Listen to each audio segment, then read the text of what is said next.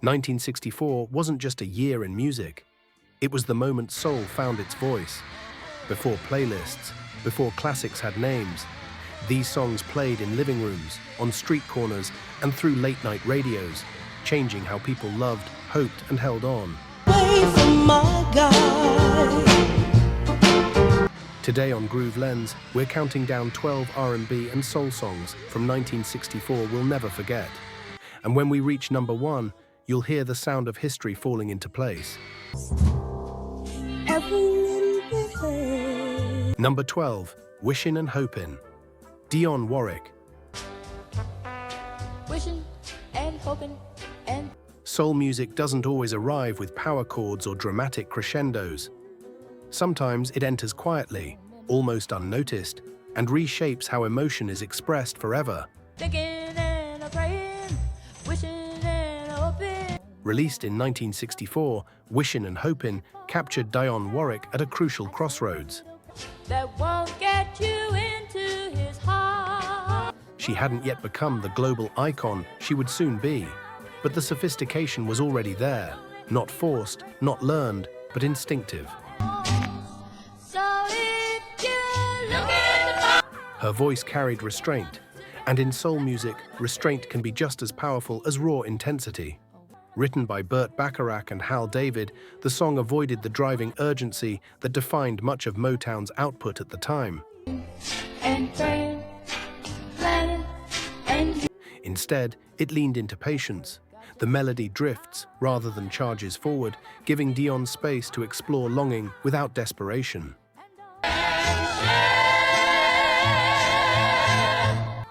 What makes her performance unforgettable is what she doesn't do. She doesn't plead, she doesn't cry, she doesn't oversell heartbreak. Instead, she allows hope to sit gently in the silence between phrases. That subtlety gave the song an intimacy that felt almost private, like overhearing someone's inner monologue rather than listening to a performance. Although Dusty Springfield's later cover would turn the song into an international smash, Warwick's version remains the emotional blueprint. It's quieter, more refined, and deeply human. In a decade defined by big voices and bold statements, Wishin' and Hopin' proved that vulnerability could whisper and still be heard. Number 11, It's All Right, The Impressions. It's all right. In 1964, optimism wasn't naive, it was necessary. It's all right. Have a good time. It's All Right arrived at a time when America was restless, uncertain, and searching for emotional grounding.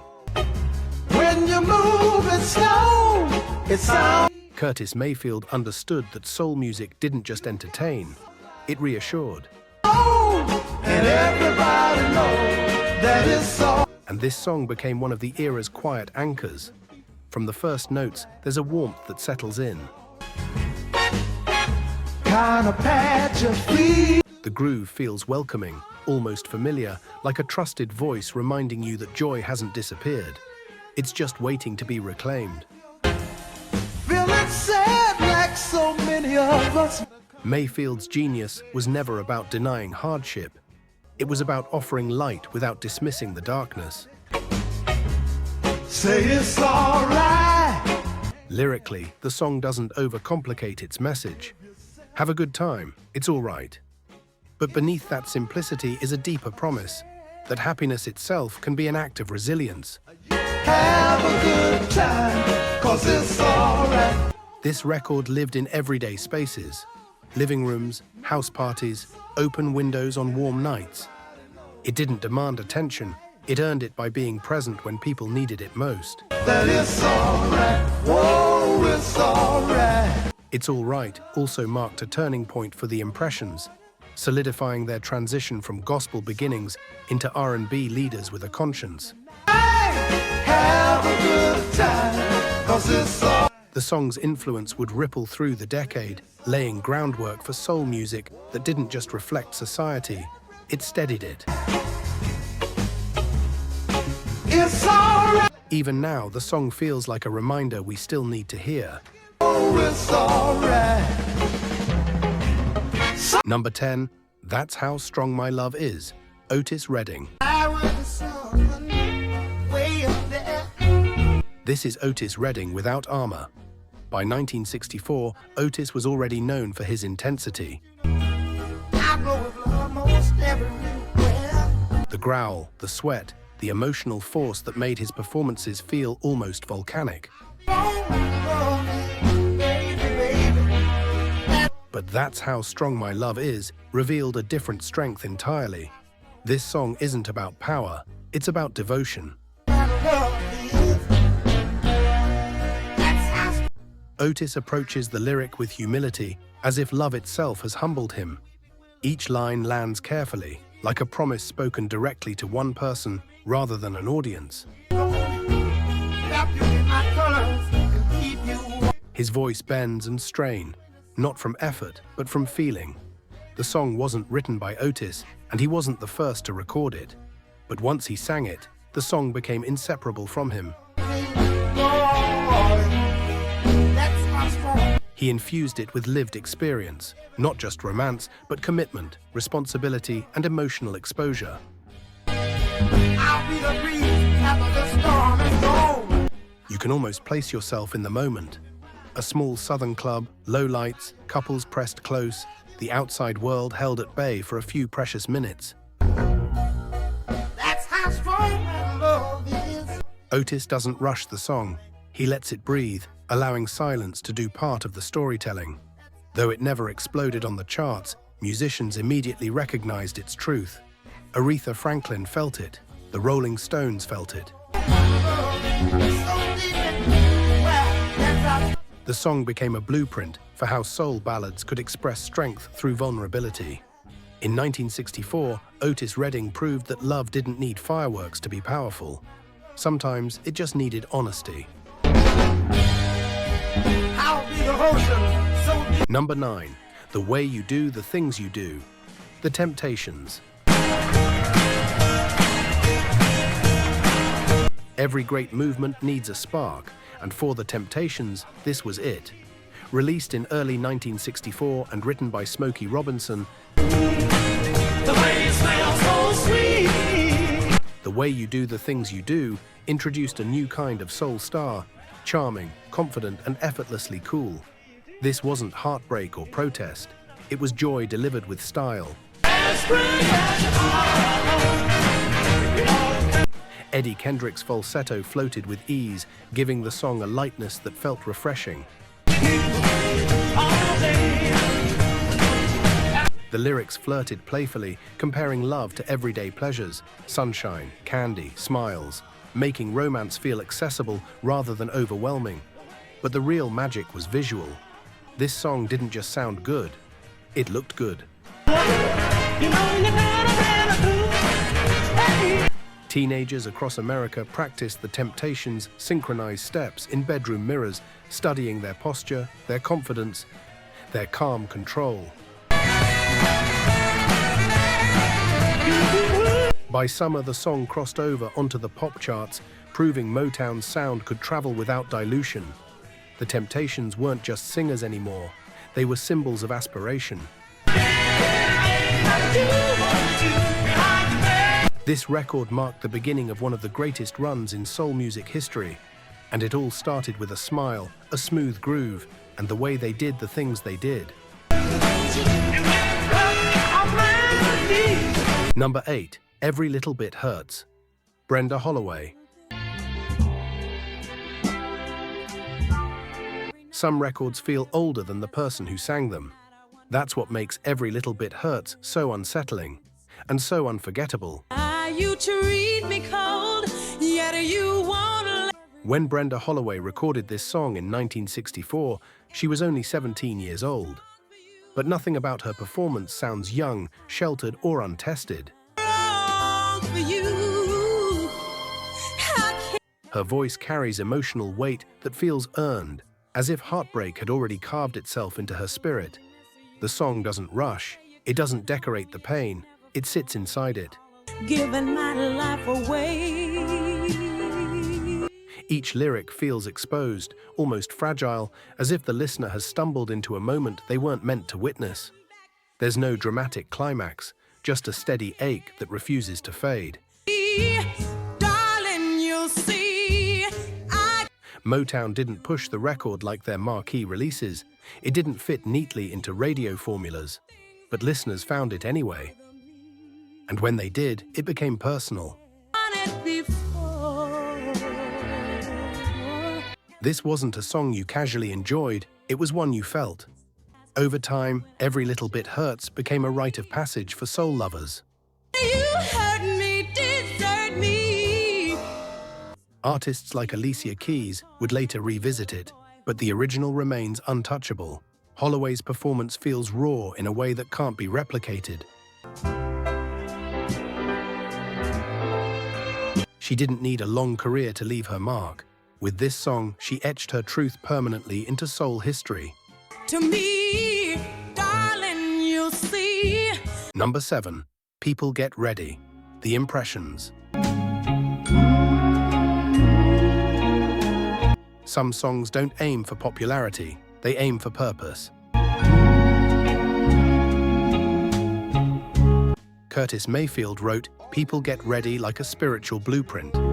People get ready as a train. Released in late 1964, the song fuses gospel tradition with the urgency of a nation in transition. No ticket, you just thank the... It doesn't shout protest, it offers preparation. The metaphor is simple but profound. A train is coming, and everyone is welcome aboard. No ticket required, no status checked, just faith. That message resonated deeply during the civil rights movement. The key, open the doors and board them. This song wasn't just heard, it was used, sung during marches, whispered in church basements, shared between strangers standing shoulder to shoulder, believing in something bigger than fear. Believe me now. Musically, the song feels almost suspended in time. The harmonies don't push forward, they hover. They invite reflection. Mayfield's voice doesn't command, it guides. People Get Ready wasn't about arrival, it was about belief during the waiting. And that's why it still matters. Because its promise remains unfinished. Some records document history, this one helped move it. Don't need no ticket. Before we go any further, take a second with me. If these songs are bringing back memories, if you're hearing voices you haven't thought about in years, that's exactly what Groove Lens is here for. We don't rush the music, we don't skip the stories, we let the soul breathe. So if this journey through 1964 is hitting home, subscribe now. Because the deeper we go into the years ahead, the stories only get richer. And trust me, the next few songs don't just sound good, they mean something. Now, let's keep going. Number 6, You Really Got a Hold on Me. The Miracles' love. When told honestly, is rarely heroic. Smokey Robinson understood that before most songwriters dared admit it. You Really Got a Hold on Me doesn't glamorize romance. It confesses emotional captivity. The narrator isn't proud, he's aware and powerless. By 1964, the song had already proven its staying power, continuing to resonate long after its initial release. That endurance came from its emotional complexity. This wasn't love as fantasy, it was love as conflict. Smokey's delivery is restrained but loaded. Every line sounds like a realization spoken too late. He doesn't dramatize the pain, he accepts it. And that acceptance makes the song quietly devastating. This emotional honesty set Motown apart. It showed that vulnerability could be masculine, that confusion could be soulful, that restraint could hit harder than dramatics. When the Beatles covered the song, it confirmed what many already knew. This emotional language transcended genre and geography. Some songs let you escape your feelings. This one traps you inside them and refuses to apologize. Number 5. A Change Is Gonna Come, Sam Cooke. This wasn't a song written for radio, it was written for history. Sam Cooke had spent years crafting smooth romantic hits, songs that made love feel effortless. But A Change Is Gonna Come came from a different place entirely. It was born from exhaustion, frustration, and a deep longing for dignity. Inspired by personal encounters with racism and moved by the protest music of the era, Cooke felt compelled to speak plainly. But instead of anger, he chose reflection. Instead of confrontation, he chose faith.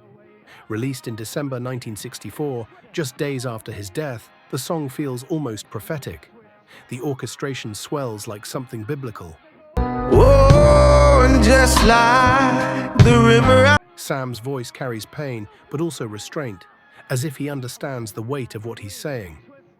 The song didn't immediately dominate the charts, but within the black community, it became sacred. But I'm afraid. Sung during moments of grief, played during moments of resolve. This wasn't entertainment, it was testimony. Few recordings have ever carried such emotional, cultural, and historical weight, and still sounded this beautiful doing it. Change gon' come. Number 4, Under the Boardwalk, The Drifters. And your shoes get so hot, you wish you're tired. In a year heavy with tension, Under the Boardwalk offered something rare, escape without denial. Feet were fireproof. Released in June 1964, the song feels like a postcard from a perfect summer afternoon. The harmonies drift like a breeze off the ocean.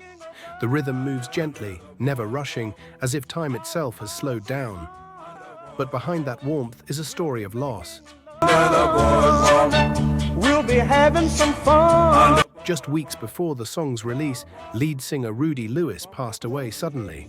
You hear the happy sound of a carousel. Johnny Moore stepped in to sing lead, delivering a performance filled with tenderness and restraint, a vocal that feels almost reverent. That emotional undercurrent gives the song its depth. You don't just hear romance, you hear fragility. We'll be having some fun. Under the boardwalk. The joy feels precious because it isn't guaranteed. Listeners could picture it vividly: sand beneath bare feet, the smell of salt air, the hush of waves beneath wooden planks. For 3 minutes, the world outside didn't matter. In 1964, Under the Boardwalk reminded people that beauty still existed, and sometimes survival meant allowing yourself to feel it. Down by the sea. Number 3, Baby Love, The Supremes. By the time Baby Love arrived, Motown was no longer experimenting, it was executing. Released in the fall of 1964, the song became the Supremes' second consecutive #1 hit, confirming that their rise wasn't accidental, it was inevitable. Written and produced by the powerhouse team of Holland Dozier Holland, Baby Love distilled teenage heartbreak into pop precision. Nothing was wasted. Every hand clap, every harmony, every pause served the emotion. Diana Ross's vocal walks a perfect line, vulnerable without weakness, expressive without excess. She doesn't sound desperate, she sounds honest. That honesty made the song universal. High school dance floors froze when this record dropped. Radios stayed locked in, and when it topped charts in both the US and the UK, something historic became undeniable. Motown had gone global. Baby Love wasn't just a hit, it was the sound of a dynasty taking shape. Number 2, Dancing in the Street, Martha and the Vandellas. Some songs arrive with one meaning and grow into another. Released in the summer of 1964, Dancing in the Street began as a celebration, a call to party, a command to move. But once Martha Reeves shouted out city names, Detroit, Chicago, New Orleans, the song became something bigger. Those weren't just locations, they were communities, invitations, statements of inclusion. As the civil rights movement intensified, the song took on layered significance. To some, it remained a joyous anthem. To others, it felt like a coded call to gather, to show up, to be seen. That duality gave the record its lasting power. It never chose a side. It created space. Joy and unity wrapped in a driving beat that refused to be ignored. Decades later, the song still feels alive, still urgent, still impossible to sit through without moving. Few records have ever sounded this celebratory while carrying this much weight. Number 1, My Guy, Mary Wells. Nothing you can say can tear me away. This is the moment everything changed.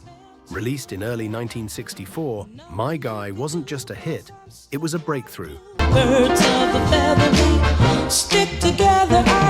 Written by Smokey Robinson, the song became Motown's first true pop crossover phenomenon, topping both R&B and mainstream charts. Nothing. Mary Wells didn't sing the song with desperation, she sang it with certainty, with joy, with choice. That confidence was revolutionary. Love wasn't something she was begging for, it was something she had claimed. And audiences responded instantly. The song's simplicity was its strength. No excess, no dramatics. Just melody, rhythm, and a voice that felt honest and relatable. The Beatles loved it so much, they invited Mary Wells to tour the UK, introducing Motown soul to an even wider audience. In that moment, soul music stepped fully into the global spotlight. For millions of listeners, My Guy wasn't just a record, it was their record. And for Motown, it proved the world was ready.